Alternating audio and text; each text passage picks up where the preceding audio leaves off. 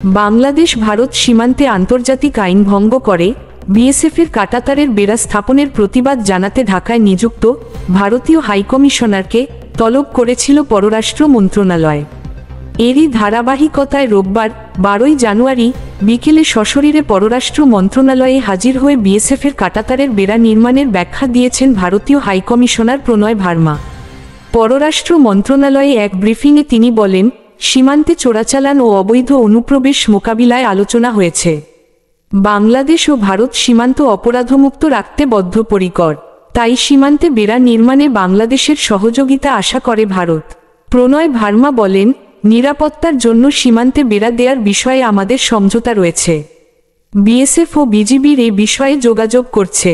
অবস্থানগুলো বাস্তবায়ন ও অপরাধ দমনে একটি সহযোগিতামূলক পদক্ষেপ নেওয়া হবে।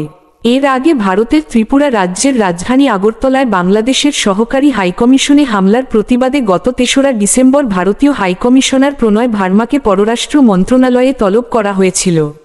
রোববার সচিবালয়ে বাংলাদেশ ভারত সীমান্ত পরিস্থিতি নিয়ে আয়োজিত এক সংবাদ সম্মেলনে সীমান্তে কাঁটাতারের বেড়া নির্মাণের ঘটনায় ভারতীয় হাইকমিশনার প্রণয় ভার্মাকে ২-১ দিনের মধ্যে ডাকা হবে বলে জানিয়েছিলেন স্বরাষ্ট্র উপদেষ্টা অবসরপ্রাপ্ত লেফটেন্যান্ট জেনারেল জাহাঙ্গীর আলম চৌধুরী।